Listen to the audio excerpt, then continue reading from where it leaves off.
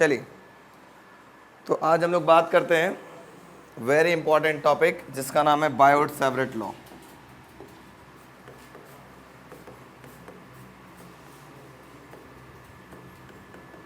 बायोट-सैवरेट law.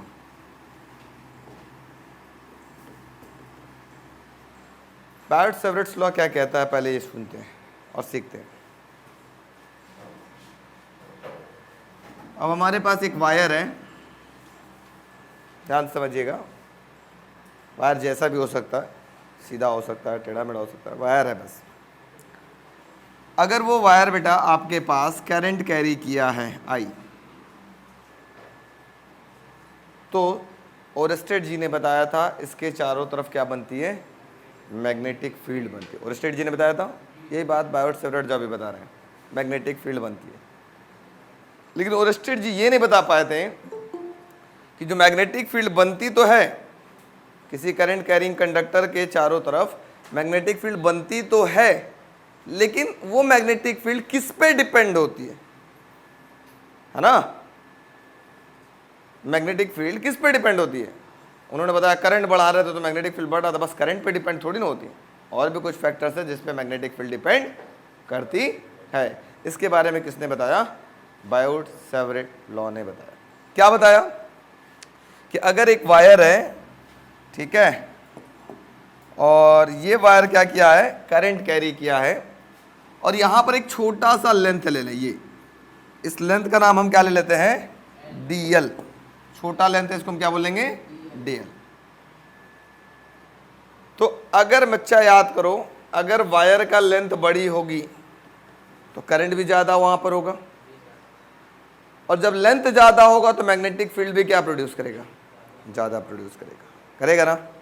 लेकिन अगर wire की लेंथ छोटी कर दें, इतना छोटा कर दें, उसमें करंट दे, इसके भी चारों तरफ मैग्नेटिक फील्ड बनेगी, लेकिन मैग्नेटिक फील्ड कैसा बनेगा, कम बनेगी ना। तो पहला काम कि इन्होंने बोला कि जो मैग्नेटिक फील्ड बन रही है इस वायर पे एक छोटे से एलिमेंट के द्वारा किसी पर्टिकुलर पॉइंट पी पर, मान ले पॉइंट पी है, इस पे जो मैग्नेटिक फील्ड बन रही है, जो कि यहां से कितने दूरी पर है, आर डिस्टेंस पर है, तो वो मैग्नेटिक फील्ड कितनी बन रही है, छोटे से एलिमेंट की वजह से यहां जो मैग्नेटिक फील्ड बनेगी वो कैसे बनेगी, छोटी, जिसको हम नाम लेंगे डीबी। बी किससे रिप्रेजेंट, बी को क्या बोलते हैं, मैग्नेटिक फील्ड इंटेंसिटी या मैग्नेटिक फील्ड, ठीक है। छोटी है तो उसके आगे क्या लगा लिया, डी, कोई डाउट, ठीक है। अब इस एलिमेंट से इस पॉइंट पी पर मैग्नेटिक फील्ड, अब देखो एक्चुअली हुआ क्या, मैं आपको एक बात बताता हूं। अगर मैं सिर्फ इस पॉइंट से यहां पर मैग्नेटिक फील्ड पता लगाऊं, यहां पे मैग्नेटिक फील्ड पता लगाऊं, यहां पे मैग्नेटिक फील्ड पता लगाऊं, यहां पे मैग्नेटिक फील्ड पता लगाऊं, हर जगह मैग्नेटिक फील्ड की वैल्यू क्या होगी, अलग होगी। मतलब सर हम आर की वैल्यू हर जगह मैं सेम ले रहा हूं, मैं डिस्टेंस सेम ले रहा हूं, लेकिन हर जगह मैग्नेटिक फील्ड की जो मैग्नीट्यूड मिल रही है अलग अलग मिल रही है। ये पता किसने लगाया, बायोट जी ने। बायोट-सैवरेट ने बताया कि भाई मैंने डिस्टेंस लेंथ सेम ले लिया सबका, यहां ले लूं, यहां ले लूं, यहां ले लूं, कहीं भी सबकी वैल्यू अगर डिस्टेंस आर ले रहा हूं तो हर पॉइंट पे मैग्नेटिक फील्ड अलग अलग मिल रहा है। कैसे भाई साहब, तो बताते हैं, ध्यान से सुनिएगा। तो जो मैग्नेटिक फील्ड है पहले किस किस फैक्टर्स पे डिपेंड कर रहा है, पहला फैक्टर डिपेंड कर रहा है magnetic field is directly proportional to I, ठीक है, कि जैसे जैसे हम करंट बढ़ाएंगे इसके चारों तरफ मैग्नेटिक फील्ड बढ़ेगी, या जैसे जैसे हम करंट घटाएंगे वैसे वैसे मैग्नेटिक फील्ड भी क्या होगी, घटेगी। ये तो बहुत सिंपल सा फैक्टर, सबने बात बताया था। चलिए दूसरी बात इन्होंने क्या बताया, वेरी इंपॉर्टेंट है, थोड़ा समझिएगा, कि जो मैग्नेटिक फील्ड है वो डिपेंड कर रहा है, dB is directly proportional to dl. मतलब अगर ये लेंथ छोटी है तो मैग्नेटिक फील्ड छोटी होगी, अगर ये लेंथ थोड़ा और बढ़ाएंगे मैग्नेटिक फील्ड क्या होगी, थोड़ा और बढ़ेगी, अगर ये लेंथ थोड़ा और बढ़ाएंगे मैग्नेटिक फील्ड थोड़ा और बढ़ेगी। मतलब लेंथ ऑफ वायर पे भी मैग्नेटिक फील्ड डिपेंड करने लगा। अच्छा, तीसरी बात इन्होंने बताई, जो डीबी है वो inversely proportional to r square है। मतलब सर अब मैं आप बताता हूं, आप लोग बताना, सिंपल सी बात। मैं किसी, ये एक वायर है जो करंट कैरी किया है, दो मैग्नेटिक फील्ड लाइंस आपको देख रही है, एक रेडियस R1 और दूसरा रेडियस आपके पास R2। मैं किसी लोहे को, या मान लो मैग्नेटिक फील्ड है, मैं किसी आयरन को लाता हूं, यहां पर आसानी से चिपकेगा या यहां पर लाएंगे तब आसानी से चिपकेगा? जितना नजदीक होगा उतना तेजी से चिपकेगा। इसका मतलब जितनी R की वैल्यू कम होगी उतनी मैग्नेटिक फील्ड इंटेंसिटी क्या होगी? ज्यादा होगी। इसका मतलब इनवर्सली प्रोपोर्शनल हुआ कि नहीं? जितनी R कम होगी उतनी मैग्नेटिक फील्ड क्या होगी? ज्यादा होगी। इस फैक्टर पे भी डिपेंड रहा। अच्छा, चौथा फैक्टर ही बहुत इंपॉर्टेंट था जो बहुत लोग नहीं पता लगा पाए थे। इन्होंने देखा कि ये डिस्टेंस अगर हम सेम रख दें, डिस्टेंस अगर हम सेम रख दें और ये इसी पॉइंट से, इस पॉइंट या ये डीएल लेंथ से हम मैग्नेटिक फील्ड हर पॉइंट पे पता लगाएं तो हर पॉइंट पे मैग्नेटिक फील्ड अलग अलग मिल रही है ना? मैग्नेटिक फील्ड अलग अलग मिल रही है। वो मैग्नेटिक फील्ड किस पे डिपेंड कर रही है? इसका मतलब किस, कोई और चीज है इनके अलावा जिस पे मैग्नेटिक फील्ड डिपेंड कर रही है, वो है एंगल। क्योंकि यहां से जब यहां जा रहा है या यहां से यहां जा रहा है, चेंज क्या हो रहा है? Angle, angle, angle. तो ये जो एंगल बनाता है बच्चों, थीटा, इस एंगल पर भी मैग्नेटिक फील्ड डिपेंड कर रही है। वो कैसे डिपेंड कर रही है? वो इस प्रकार डिपेंड कर रही है। उन्होंने साइन थीटा रख करके देखा, कॉस थीटा रख करके देखा, टैन थीटा रख करके देखा, सेक थीटा रख करके देखा, कॉसेक थीटा रख करके देखा, कॉट थीटा रख करके देखा। तो पाया क्या कि जो वेरी हो रही है मैग्नेटिक फील्ड वो किसके डायरेक्टली प्रोपोर्शनल है? Magnetic field is directly proportional to sine theta. मतलब साइन थीटा के अनुसार, साइन थीटा के एंगल के अनुसार मैग्नेटिक फील्ड वेरी कर रही है। ये बात किसने बताया? बायोट-सैवर्ट जी ने बताया। जैसे अब हम क्या करेंगे, अब इन चारों इक्वेशन को कंबाइन करेंगे, लिखेंगे combining equation 1, 2, 3 and 4। Combining equation 1, 2, 3 and 4 we get, क्या मिलेगा बच्चों? हमें मिलेगा dB is directly proportional to I dl sine theta upon में R²। ठीक है, अब मैं क्या करता हूं, थोड़ा सा इसको कर लेता हूं छोटा। ठीक है, इतना हमको समझ में आया। अब हमने क्या किया, यहीं पर हमने इस प्रपोर्शन का साइन हटाया और इक्वल टू का साइन लाएंगे। तो एक कांस्टेंट आता है, इस कांस्टेंट की वैल्यू होती है म्यू नॉट अपॉन 4 पाई, ये कांस्टेंट होता है और होगा ideal sine theta upon R²। इसी फॉर्मूले को हम बोलते हैं बायोट-सैवर्ट लॉ का फॉर्मूला। फॉर्मूला समझ में आया? कैसे कैसे डिपेंड कर रहा था? करंट बढ़ेगा तो मैग्नेटिक फील्ड बढ़ेगी, लेंथ ऑफ वायर बढ़ाएंगे तो भी मैग्नेटिक फील्ड बढ़ेगी, आर को कम करेंगे तो मैग्नेटिक फील्ड बढ़ेगी, साइन थीटा पे भी मैग्नेटिक फील्ड डायरेक्टली प्रोपोर्शनल है साइन ऑफ एंगल पे। अच्छा, इसमें नोट, पहली पॉइंट, इस म्यू नॉट अपॉन 4 पाई की वैल्यू क्या होती है? ये होती है 10⁻⁻⁷ और इसकी यूनिट भी आप निकाल सकते हैं। इस म्यू नॉट को यहां रखे रहो, इसको इधर भेज दो, इसको नीचे भेज दो, तो ये हो जाएगा dB। देखो यहां अलग से निकाल लेता हूं आपको समझाने के लिए। क्या होगा ऐसे, म्यू नॉट अपॉन 4 पाई बराबर क्या हो जाएगा, जल्दी बताओ? म्यू नॉट अपॉन 4 पाई बराबर क्या होगा? dB R² है ना, dB R² होल अपॉन में आइडियल साइन थीटा। dB का क्या होगा? टेस्ला मीटर स्क्वायर अपॉन में एम्पियर मीटर साइन थीटा छोड़ देते हैं, मीटर से मीटर कैंसिल, क्या मिलेगा? टेस्ला मीटर पर एम्पियर। ठीक है, टेस्ला मीटर पर एम्पियर। यहां तक समझ में आया? ये बोर्ड एग्जाम में नहीं पूछता, फॉर्मूला बहुत आता। बोर्ड एग्जाम में क्या पूछता है? अभी आया हुआ है, अभी आया हुआ पेपर में आपके, right the Biot-Savart law in vector form. एक नंबर में काम हो गया आपका। Right Biot-Savart law in vector form, इसका फॉर्मूले को आप वेक्टर फॉर्म में लिख दो। तो वो कैसे लिखाएगा वो भी मैं बताता हूं आपको, समझिएगा। ये बहुत लोग अपने आप को 30 मार्क कहाँ जानते हैं, लेकिन इसमें गायब हो जाते हैं। क्या हुआ? Note number 2, note 2 in vector form.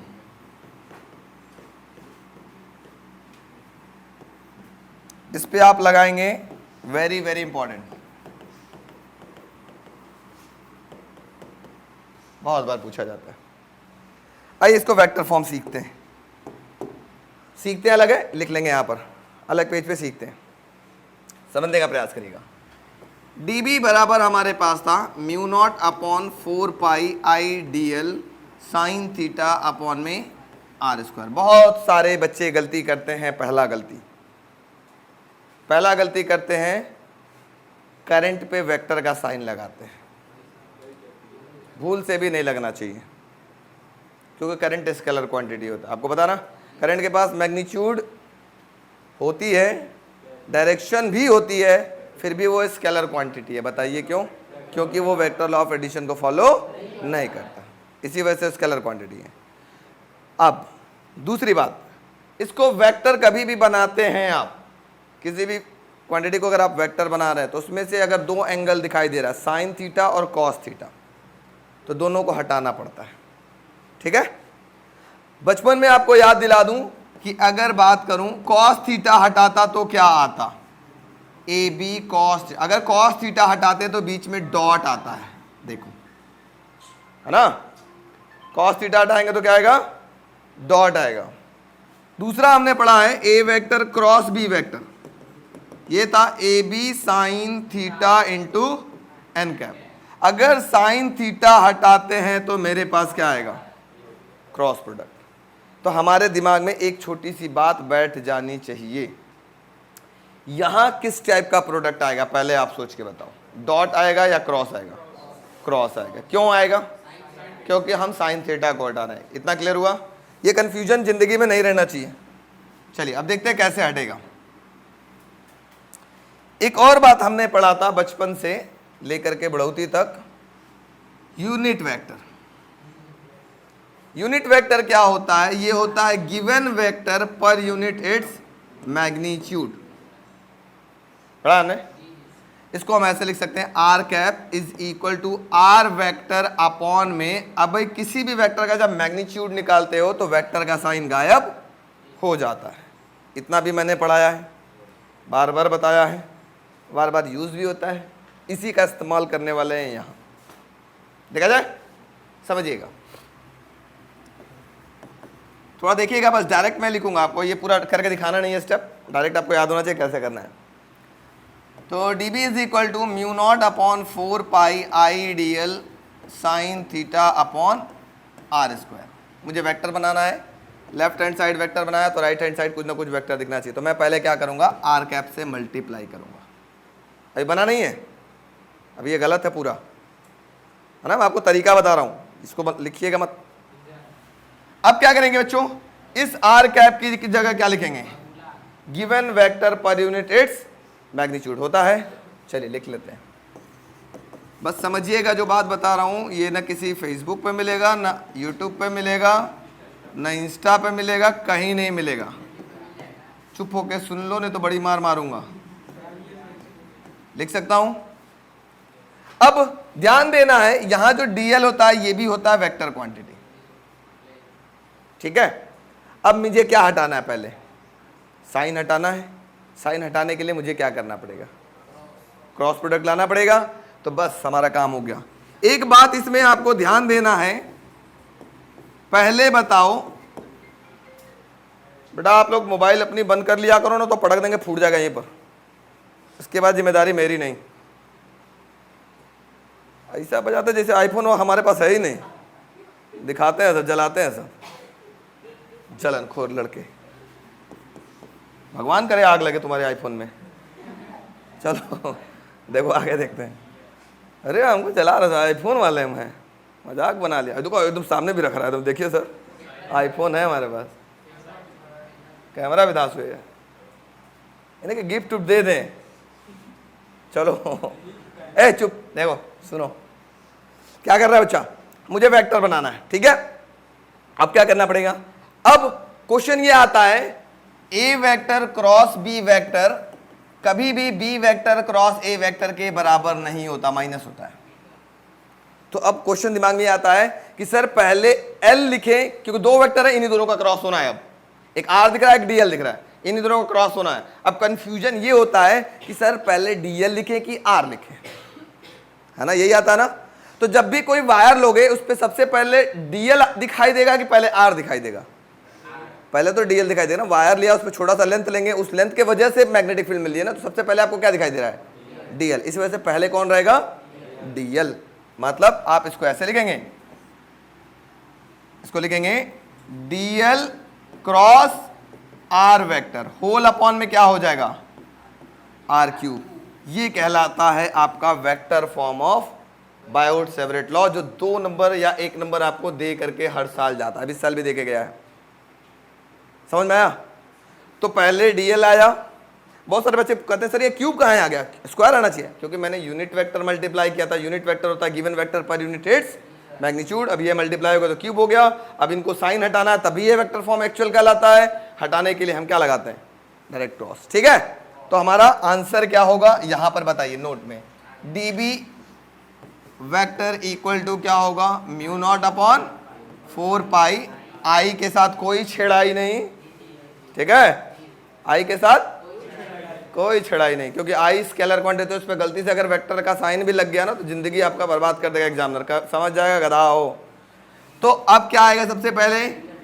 DL vector cross are vector whole upon में R cube. This is the very very very very very very very important, write down.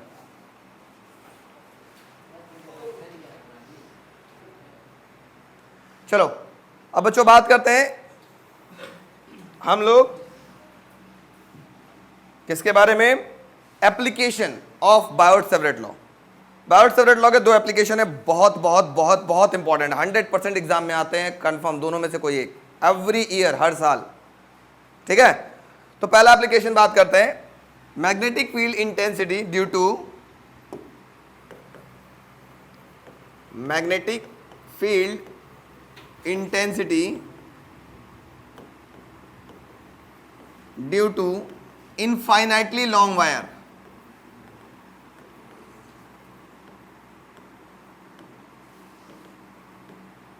infinitely long wire या current carrying wire, current carrying, अरे समझ लो यार, current carrying wire। ये जो wire है infinite length का wire है, जो कि क्या कैरी किया हुआ है? करंट कैरी किया हुआ है। उससे मैग्नेटिक फील्ड क्या होगा? थोड़ा ध्यान समझने का प्रयास करिएगा, बहुत इंपॉर्टेंट, बहुत बहुत बहुत। पहले पेज में मैं फिगर पूरा समझाऊंगा, पूरी के पूरी फिगर ध्यान से देखिएगा। सपोज करिए मेरे पास एक वायर है, इस वायर का लेंथ क्या है? इनफाइनाइट, ठीक है। बायोट-सेवरेट लॉ वाला अपना फिगर याद रखना, कुछ इस प्रकार से था। ये एंगल थीटा था, ये पी था, ये आर था, ये छोटा सा एलिमेंट डीएल था, और इसके अंदर करंट जा रहा था आई, ठीक है। उस चीज को मैं याद रखते हुए चलूंगा। चलिए, तो मैं क्या करता हूं, यहां पर एक छोटा सा एलिमेंट लेता हूं, क्या नाम से? डीएल। इस एलिमेंट का नाम क्या है आपके पास? डीएल। बहुत ज्यादा बड़ा हो गया, थोड़ा छोटा कर लेते हैं। ये हो गया हमारे पास एलिमेंट डीएल, ठीक है। एक पर्टिकुलर पॉइंट P पर इस एलिमेंट से कोई एक पर्टिकुलर पॉइंट P लेता हूं, जिसकी दूरी क्या थी? R थी, मान लो R। और ये एंगल क्या था आपके पास? थीटा था। मैं अब थीटा ना मानकर इसको मैं फाई बोलता हूं, मेरी मर्जी, मान सकता हूं, वेरी गुड। और एक हॉरिजॉन्टल लाइन ऐसे ड्रॉ करता हूं, ठीक है। यहां से यहां तक का जो लेंथ होगा वो कह लेते हैं L। कोई तकलीफ? ये आप कह लेते हैं X। ये मान लेते हैं भी फाइनाइट लेंथ का वायर है। फाइनाइट मतलब इस वायर का लेंथ अभी हमको पता है, यहां से यहां तक है। तो नीचे वाला जो लेंथ आपको दिखाई दे रहा है, नीचे वाला ये जो लेंथ दिखाई दे रहा है, ये P से जो एंगल बना रहा है, ये एंगल बना रहा है θ1। क्या बना रहा है? θ1। ऊपर वाला जो एंगल बना रहा है वो कितना बना रहा है? θ2। और सबसे जरूरी जो एंगल है वो ये है, ये जो एंगल दिख रहा है ये एंगल है आपके पास थीटा। ठीक है? Yes no? फिगर में कोई दिक्कत? नो दिक्कत। इसका नाम ले लेते हैं m, इसका नाम ले लेते हैं n, वो p, काम हो गया फिगर का। अब क्या करना है बच्चों, थोड़ा समझने का प्रयास करिएगा, जो लोग समझ जाएंगे उनके लिए बहुत आसान है। अकॉर्डिंग टू बायोट-सैवरेट्स लॉ क्या था? इस छोटे एलिमेंट की वजह से वहां जो मैग्नेटिक फील्ड बनेगी वो कैसी बनेगी? छोटी। कितना बनेगी? dB is equal to mu naught upon 4 pi I dl sine theta की जगह क्या है? फाई है, अपॉन में r स्क्वायर। किसी को दिक्कत? No doubt. अब क्वेश्चन में करना क्या, मैं आपको एम बताता हूं, समझने का प्रयास करिएगा। आपको 3 काम करने होंगे, फिर आपका ये डेरिवेशन जो इतना बड़ा सा देखने के में लगता ना, वो इतना छोटा आपको लगेगा, बहुत हलवा लगेगा। 3 स्टेप। 3 स्टेप में क्या? पहला स्टेप में इस डीएल को किसी तरह से हटाना है, रिप्लेस करना है, इस साइन फाई को रिप्लेस करना है, दूसरा स्टेप। और तीसरा इस आर को रिप्लेस करना है। ठीक है, समझ में गया? तीनों dl sine phi r square, तीनों को रिप्लेस करो, आपका काम हो जाएगा। फिर इंटीग्रेट कर देंगे, कहां से कहां तक? -θ1 से लेकर θ2 तक मेरा काम हो जाएगा। देखते हैं कैसे। एक ट्रायंगल लेते हैं M N P, in triangle M N P, थोड़ा सा ध्यान दीजिएगा, यही लिखता हूं, in triangle M N P, यहां लिखूंगा in triangle M N P, यहां लिखूंगा in triangle M N P. कोई तकलीफ? यस नो बोलो। यहां तक कोई तकलीफ नहीं? बारी बारी से रिप्लेस करने का प्रयास करते हैं। फिगर देखो, ये फिगर है। मैं पहले साइन फाई हटाना चाहता हूं। इस ट्रायंगल के अंदर कुछ फिगर ऐसा बनाते हैं। पहले वाले के लिए शायद ये एल था,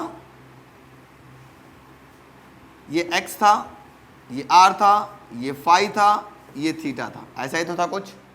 यस नो? साइन फाई बराबर साइन थीटा इक्वल टू क्या होता है? जल्दी बताओ। Perpendicular upon hypotenuse. Sine theta equal to perpendicular upon hypotenuse. पढ़ा है पंडित बद्री प्रसाद हरि हरि बोले, तो परपेंडिकुलर अपॉन हाइपोटेनस होता है साइन फाई। तो देखो परपेंडिकुलर क्या होगा। अब हम इस थीटा को मैं भूल जाता हूं, इसमें मुझे थीटा का भी फिलहाल काम नहीं, तो मैं थीटा को इसमें भूल जाता हूं। भूल गए। ठीक है? फाई के ठीक सामने वाला कहलाएगा परपेंडिकुलर, 90 डिग्री के ठीक सामने वाला कहलाएगा हाइपोटेनस, जो बच गया वो क्या कहलाएगा? बेस। तो साइन फाई बराबर परपेंडिकुलर अपॉन हाइपोटेनस। तो परपेंडिकुलर क्या हो गया? x अपॉन में हाइपोटेनस क्या हो गया? r। Equation number 1। कोई तकलीफ? साइन फाई हो गया। फिर से ट्रायंगल बनाते हैं यहां पर। वही, ये क्या था आपके पास? x, ये था l और ये था r। अब की बार थीटा लेंगे, अब हमें थीटा से मतलब है। ठीक है? अब क्या निकालेंगे बच्चों, जल्दी बताओ। साइन फाई रिप्लेस हो गया कि नहीं? हमें साइन फाई रिप्लेस करना था, हो गया। अब हम r की बात करते हैं या l की बात करते हैं। तो cos थीटा निकालो, cos theta not cos phi. cos theta equal to क्या होता है? Base upon hypotenuse. तो थीटा के ठीक सामने वाला हो गया परपेंडिकुलर, 90 डिग्री ठीक सामने वाला हाइपोटेनस, ऊपर वाला क्या हो गया? Base. cos theta equal to क्या होगा? x by r. Equation number 2। कोई तकलीफ?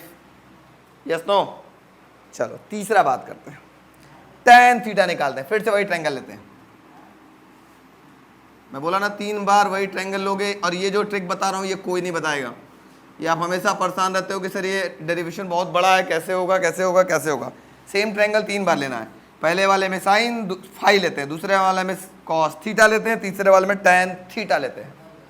tan थीटा बराबर क्या होगा? जल्दी बोलो। Perpendicular upon base. ठीक है? तो मैं यहां लिख लेता हूं tan थीटा इक्वल टू हो गया थीटा के ठीक सामने वाला होगा परपेंडिकुलर अपॉन बेस क्या हो गया x। कोई तकलीफ L/x। ठीक है, यस नो, कोई दिक्कत नो सर। अब थोड़ा ध्यान देना बच्चों, इसको इधर भेजो।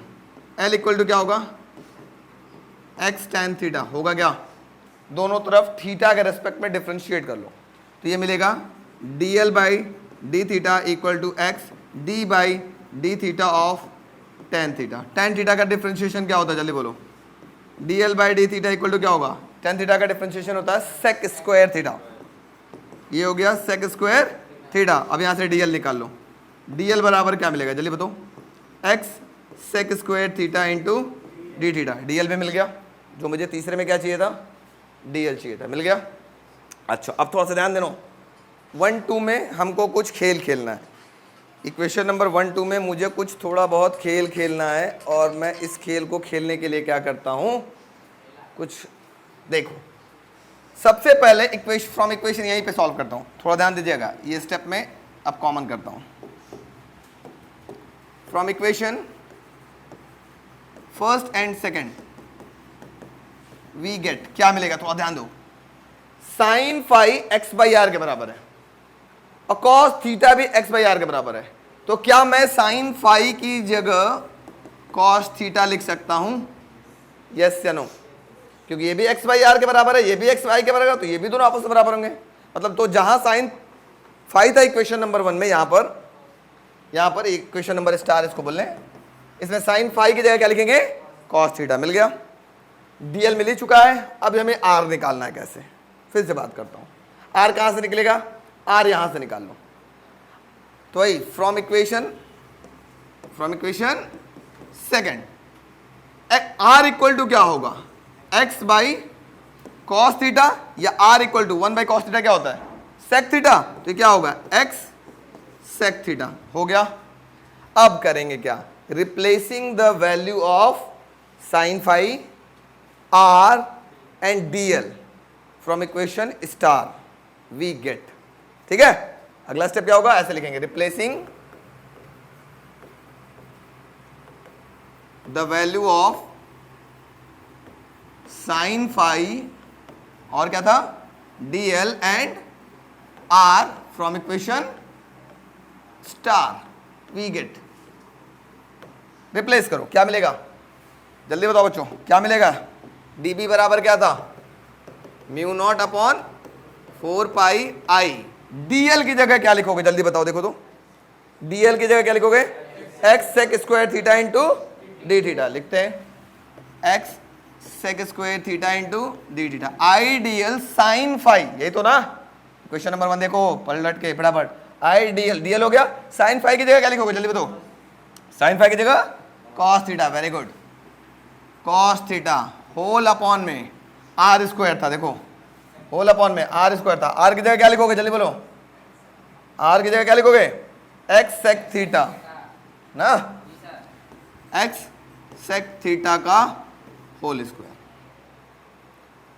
वही 3 स्टेप का खेल था बच्चा, बाकी कुछ करना ही नहीं है। ये हो जाएगा dB is equal to mu naught, ये बोर्ड में बहुत बार पूछा गया है, 4 pi I X sec square theta D theta cos theta whole upon में X square sec square theta. तो सेक स्क्वायर थीटा से sec square theta cancel, X से एक्स कैंसिल। dB बराबर क्या मिला, ये मिला mu naught upon 4 pi I by X. क्या, अभी रुको तो आई बाई एक्स। अब यहां पे आपके पास क्या बचा, cos theta into D theta. मिल गया। अब इधर भी डी इधर भी डी, दोनों तरफ क्या करेंगे, इंटीग्रेट करेंगे। कहां से कहां तक इंटीग्रेट करेंगे, मैग्नेटिक फील्ड 0 से लेकर के बी तक, और यहां होगा -θ1 से लेकर θ2 तक। मतलब ये एंगल क्या कहलाएगा, ये ओरिजिन कहलाएगा। ओरिजिन से नीचे वाला माइनस एंगल ले लेंगे, ओरिजिन से ऊपर वाला प्लस एंगल लेंगे। मतलब -θ1 से लेके θ2 तक का पूरी वायर से हमें मैग्नेटिक फील्ड कितना मिलेगा वो हम लोग निकाल रहे हैं। ठीक है, चलो इंटीग्रेट करो। तो जल्दी से बताओ बच्चों, फटाफट देखते हैं कौन बच्चा बता पाता है। ये हो गया dB का इंटीग्रेशन हो गया, b कहां से कहां तक, 0 से b तक। ये हो गया mu naught upon 4 pi I by x. Cos theta का इंटीग्रेशन क्या होता है? सिर्फ sine theta, not minus sine theta. तुम लोग को इंटीग्रेशन नहीं आता, गधे हो। माइनस थीटा 1 से लेके थीटा 2 तक। इस इंटीग्रेशन और डिफरेंशिएशन को पढ़ाने के लिए मैं आर डी शर्मा का एक नया लेक्चर लेने वाला हूँ डेली शाम को। मैं आपको बताऊंगा टाइमिंग क्या, फ्री ऑफ कॉस्ट, 0 रुपीज़। जिनको मन करे वो ज्वाइन कर सकता है, लेकिन उसके कंडीशन ये है कि रोज ज्वाइन करना पड़ेगा, regular. Only R D Sharma, nothing else. अब अपर लिमिट लगाते हैं। अपर लिमिट मतलब होगा sine theta 2 minus sine minus theta 1 हो जाएगा। अब ये हो गया b इज इक्वल टू हो गया mu naught upon 4 pi I by X. ये हो गया साइन थीटा 2, और शायद आपको पता है sine minus theta equal to क्या होता है? Minus sine theta. तो ये माइनस बाहर निकल जाएगा तो क्या हो जाएगा? Minus minus plus sine theta 1। ये आपके पास आया फॉर्मूला फॉर फाइनाइट वायर। ये किसके लिए आया? फाइनाइट। लेकिन आपका एम क्या था? इनफाइनाइट। अब क्या करेंगे? नोट, अरे रुक जा, इसी वजह से तो कह रहे तो बड़ा है, इंपॉर्टेंट है। फॉर इनफाइनाइट वायर, थोड़ा ध्यान दो बच्चों। अब क्या था? फिगर को थोड़ा सा ध्यान देते हैं। ये एंगल क्या था? थीटा 1। ये एंगल क्या था? थीटा 2। अब थोड़ा ध्यान दो, मैं अगर इस लेंथ को बढ़ाते चलूं, जैसे मान लो ये भी इतना बड़ा था, ये थीटा 1 था और ये थीटा 2 था, मैं लेंथ ऊपर बढ़ा दूं तो क्या ये एंगल बढ़ रहा है? क्या मैं नीचे लेंथ बढ़ा दूं, क्या एंगल बढ़ रहा है? क्या थीटा 1 बढ़ रहा है? क्या बढ़ाते बढ़ाते अगर इनफाइनाइट ले जाओ तो थीटा 1 कितना हो जाएगा? थीटा 1 90 हो जाएगा ना। 90 का मतलब ये लाइन एक दूसरे के पैरेलल, पैरेलल होने का मतलब ये कहाँ जाके मिल रहे होंगे? इनफाइनाइट पे। याद करो चैप्टर नंबर 1 में, सॉरी रे ऑप्टिक्स में आप लोग पढ़ते थे कि अगर कोई रे ऑफ लाइट, कोई ऑब्जेक्ट आपके पास इनफाइनाइट पर रखा है, इनफाइनाइट का मतलब आती थी कैसे? बीम पैरेलल आती थी, है ना। इसका मतलब अगर ये इनफाइनाइटली लॉन्ग वायर है तो थीटा 1 और थीटा 2 दोनों की वैल्यू कितनी हो जाएगी? थीटा 2 भी 90 हो जाएगा और थीटा 1 भी क्या हो जाएगा? 90 डिग्री। तो for infinitely long wire theta 1 is equal to theta 2 is equal to 90 degree. For infinitely long wire theta 1 equal to theta 2 equal to 90 degree. हो गया डिग्री। अब देखो देखो देखो देखो देखो देखो, इसमें थीटा 1 और थीटा 2 की जगह 90 डिग्री रख लो, क्या मिलेगा आपके पास? b is equal to mu naught upon में 4 पाई, ये था i बाई एक्स, और ये था साइन 90 प्लस साइन 90, और साइन 90 की वैल्यू कितनी होती है? 1, 1 प्लस 1 2। तो b इज इक्वल टू क्या मिलेगा? Mu naught upon 4 pi 2i by X. ये आपके पास magnetic field for infinitely long wire के लिए फॉर्मूला हुआ। ये very very very important derivation है जो कि बोर्ड एग्जाम में कंफर्म आता है। तो आज हम लोग बात करेंगे एक नई टॉपिक एंड इंपॉर्टेंट टॉपिक है, वो है हमारे पास मैग्नेटिक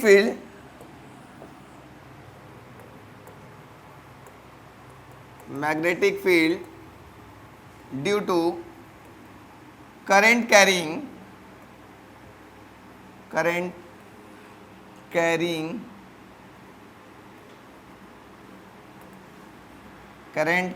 circular loop और coil। ठीक है, magnetic field due to current carrying circular loop. ये कितना इंपॉर्टेंट है? ये वेरी इंपॉर्टेंट। समझ रहे हो कितना इंपॉर्टेंट? गाओ वेरी, बोलो very very very very very very very very very very important. Important कहाँ गया भाई? एक मिनट बच्चों,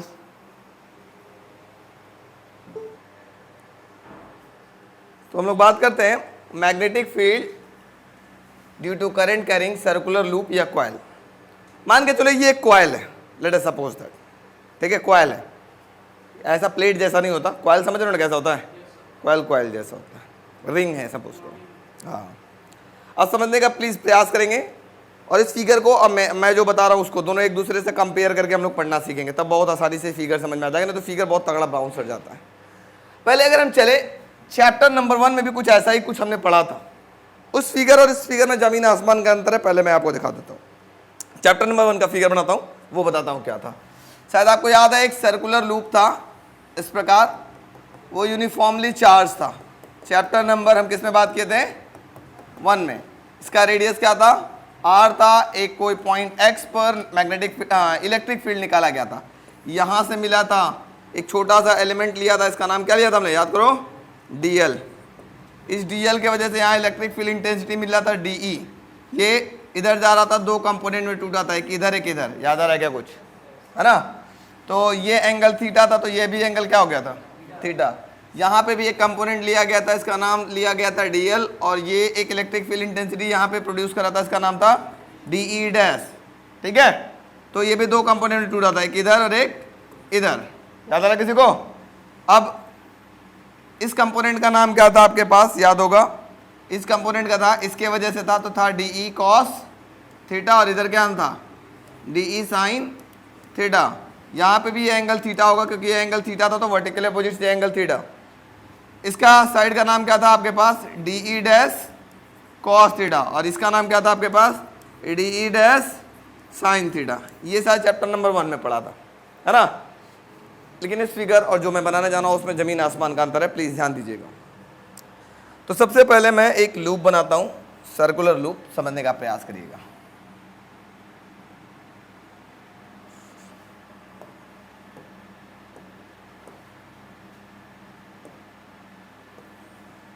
मैं एक सर्कुलर लूप बनाता हूं,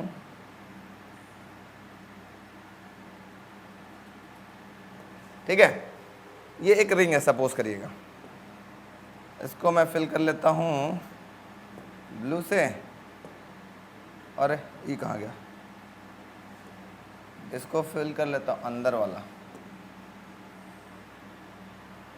इसको फिल करता हूं ब्लू से, और इसको फिल करता हूं ब्लैक से, इसके नीचे अंदर। वाह क्या फिगर बना है, तो गायब हो जा रहा है यार, बहुत बेमाइन टाइप का आदमी। ये क्या हुआ, चल अब ठीक है। ये एक रिंग दिख रहा है कि नहीं आपको, थोड़ा सा हम पतला कर दें कि एक्चुअली रिंग जैसा ही दिखाई दे। ज़्यादा मोटा रहेगा तो लगेगा कि खाया पिया है।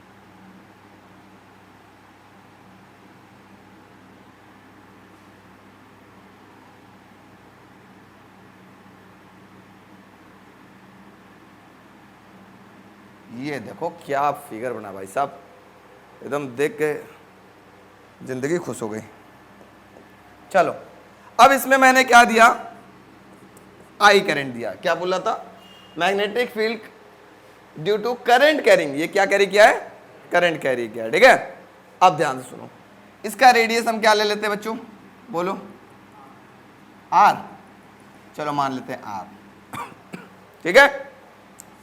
कोई एक पॉइंट पी लेते हैं, ये एक पॉइंट पी ले लिया, कितने दूरी पे लिया,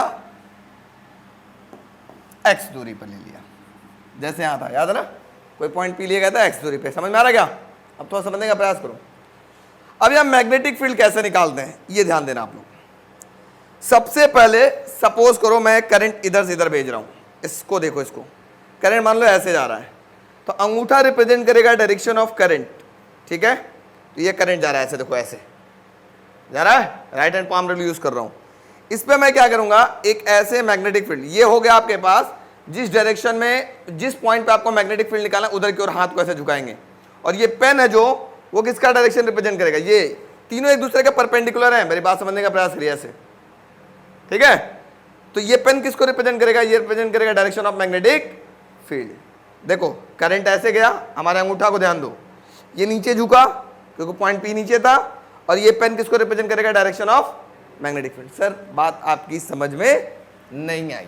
देखो यहां एक छोटा सा एलिमेंट लेते हैं, इस एलिमेंट का नाम ले लेते हैं dl, ठीक है। अब ये किधर की ओर झुकेगा, ये हो गया करंट का डायरेक्शन ऐसे, ये झुका p की तरफ, तो ये हो गया p की तरफ, ये झुक गया, ठीक है, और यहां से परपेंडिकुलर किसको रिप्रेजेंट करेगा बताओ? ये मैग्नेटिक फील्ड। यही तो था, देखो ये ऐसे झुका, ये झुक गया तो आर हो गया, और ये जो पेन निकल रहा है यहां से, पेन बाहर आ रहा है, ये पेन ऐसे बाहर आ रहा है ना परपेंडिकुलरली, ये किसको रिप्रेजेंट कर रहा है? Magnetic field. Yes no? ये एंगल कितना बन रहा है जल्दी से बताओ फटाक से, ये एंगल कितना बन रहा है आपके पास? ये एंगल 90।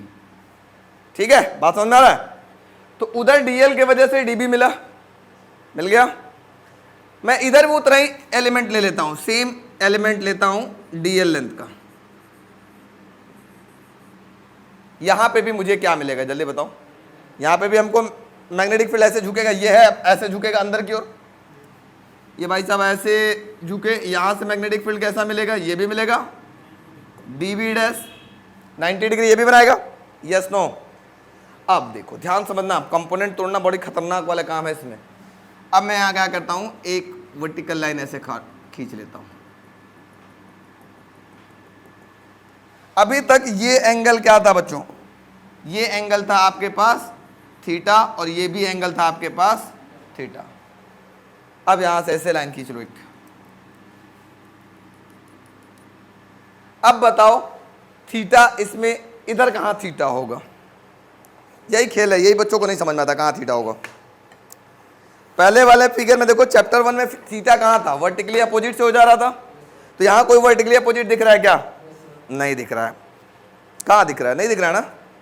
यहां कहीं वर्टिकली अपोजिट दिख रहा है? वर्टिकली का मतलब ये और ये कहीं क्रॉस कर रहा है क्या? ऐसे ऐसे क्रॉस करते हो कहीं दिख रहा है ना? तो वर्टिकली अपोजिट नहीं दिख रहा। अब मैं आपको बताता हूं यहाँ थीटा होगा कौन। यहाँ ये वाला एंगल बच्चों आपके पास होगा थीटा, और ये वाला भी एंगल होगा थीटा। अब पूछोगे सर कैसे? वो भी मैं आपको प्रूफ करके दिखाता हूं। ये दोनों एंगल थीटा कैसे हुए, चलिए इस साइड में प्रूफ कर देता हूं, फिर कंपोनेंट तोड़ा जाएगा, आराम से काम बन जाएगा। ध्यान से देखना बच्चों, ये ऐसे था, ये ऐसे था, बीच में एक लाइन थी, ये एंगल था थीटा, याद करो। ये एंगल आपके पास टोटल कितना था? 90। ये एंगल भी टोटल कितना था? 90। ये था डीबी और ये था dB dash. Yes no?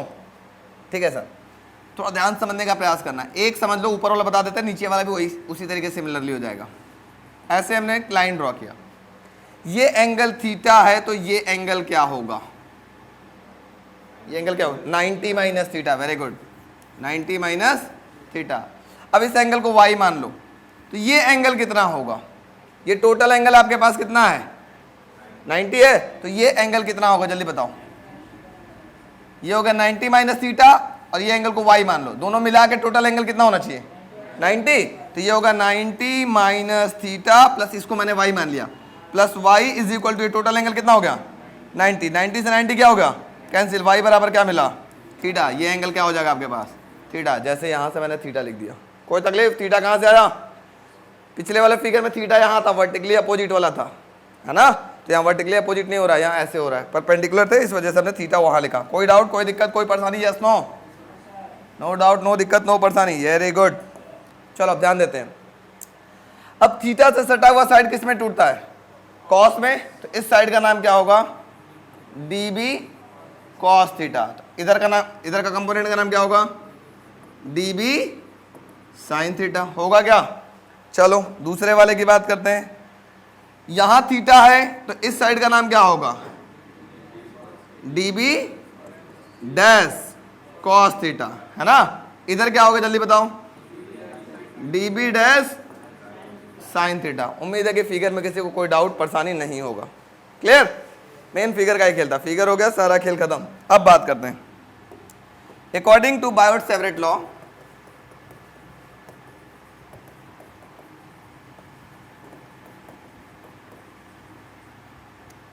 dB is equal to dB dash. dB और dB डैश दोनों की वैल्यू बराबर होगी। पूछो क्यों? क्योंकि dl लेंथ यहाँ भी था, dl लेंथ यहाँ पे भी था, डिस्टेंस दोनों के लिए क्या है? सेम है, तो मैग्नेटिक फील्ड भी क्या होगी? सेम होगी। ठीक है, करंट भी सेम ही जा रहा है। तो अकॉर्डिंग टू जो बायोट-सेवरेट लॉ, फॉर्मूला ये ना होता था, dB is equal to mu naught upon 4 pi I dl sine theta upon r square. यहाँ से भी एंगल 90 डिग्री बना रहा है, और यहाँ से भी एंगल क्या बना रहा है? 90 डिग्री बना रहा है, तो थीटा भी सेम, डीएल भी सेम, आई भी सेम, और ये दूरी भी क्या है, सेम, तो मैग्नेटिक फील्ड भी क्या होगी, सेम। इस वजह से मैं डीबी को डीबी डैश के बराबर लिख रहा हूं, ठीक है। विच इज इक्वल टू कितना मिलेगा, मिलेगा mu naught upon 4 pi I D l sine theta की जगह कितना हो जाएगा 90 अपॉन में यहां से यहां तक की दूरी कितनी होगी, ये आर है ये एक्स है, तो ये क्या होगा अंडर रूट में are square plus x square, ये हो जाएगा अंडर रूट में are square plus x square का होल स्क्वायर। तो क्या मिलेगा जल्दी बताओ, ये मिल जाएगा आपके पास mu naught upon 4 pi yes I D L upon में साइन 90 की वैल्यू हो गई 1 अपॉन में क्या हो जाएगा r square plus x square. Yes no, equation number 1, कोई डाउट, कोई दिक्कत, नो दिक्कत, नो डाउट, नो परेशानी। अब परेशानी देते हैं। अब बच्चा यहां बताओ dB और dB डैश दोनों क्या है, सेम है कि नहीं है, तो अब dB cos थीटा भाई साहब ऊपर जा रहा है, देखो ये देखो dB cos थीटा इधर जा रहा है और dB डैश cos थीटा इधर जा रहा है। dB और dB डैश दोनों बराबर है, लेकिन दोनों का डायरेक्शन क्या है, अपोजिट है। दोनों क्या बना रहे हैं, अरे टाइटेनिक वाला सीन बना रहे हैं, अपोजिट इधर इधर है ना, तो दोनों क्या हो जाएंगे, कैंसिल, काम खत्म।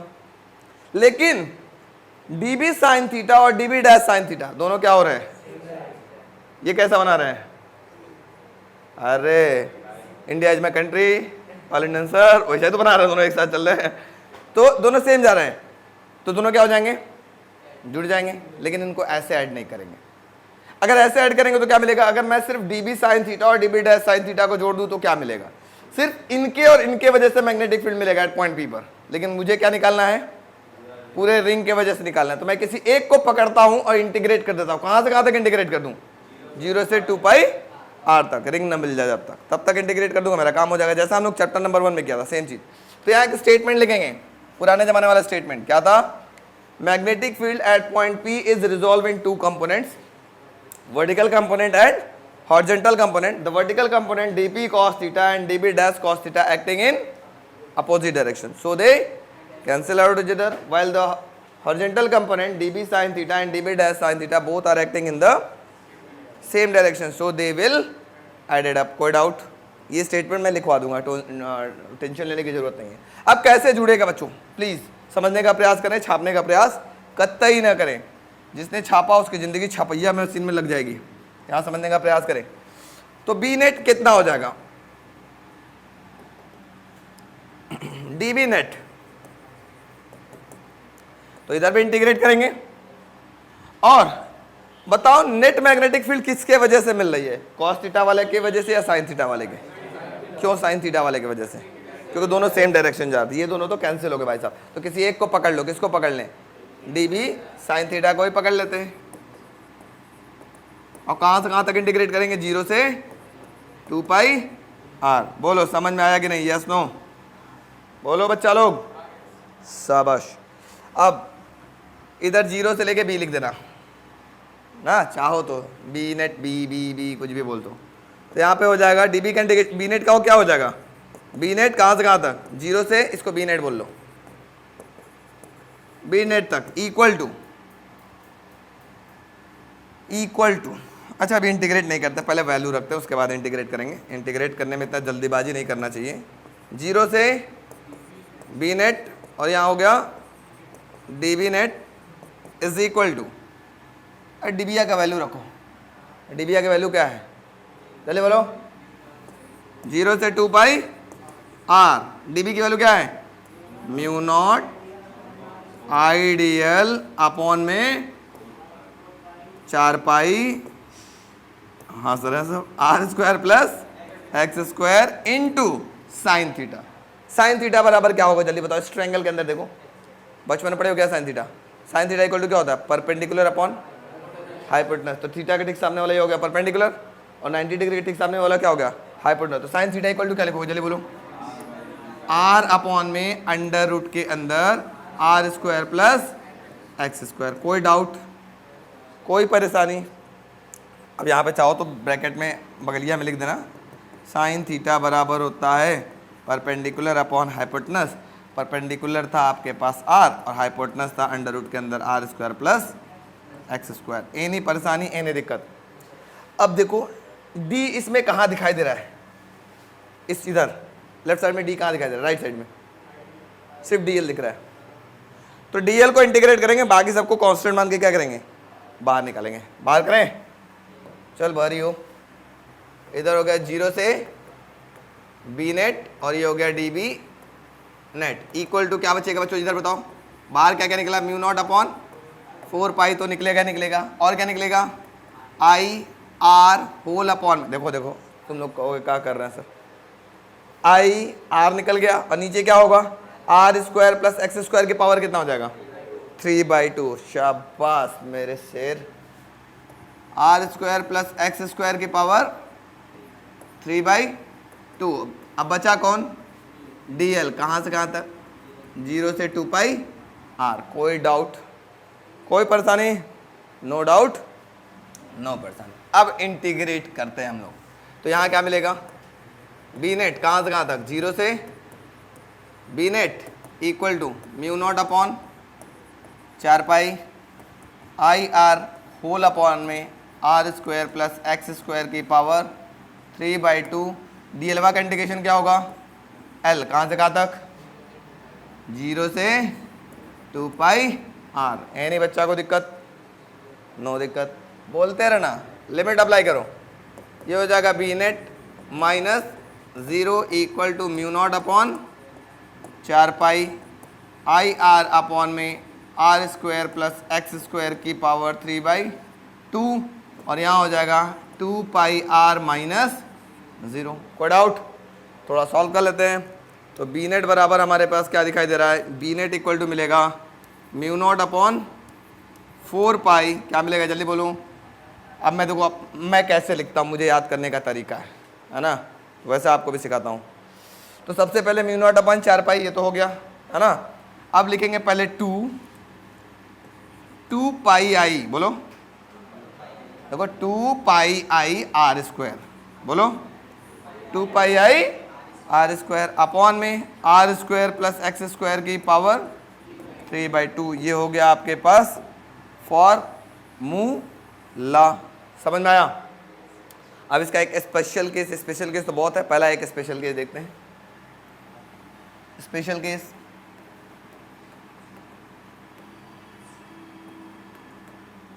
मैग्नेटिक फील्ड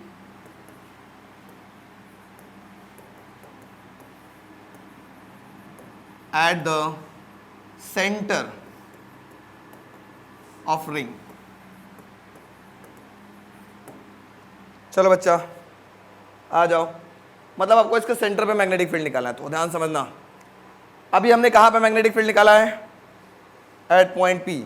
अभी ये जो फॉर्मूला आपके पास आया है mu naught upon 4 pi 2 pi I are square upon में are square plus x square की पावर 3/2, ये किस पॉइंट पे आया है, ये जो फॉर्मूला आया है ना, ये कहाँ आया है, एट पॉइंट पी।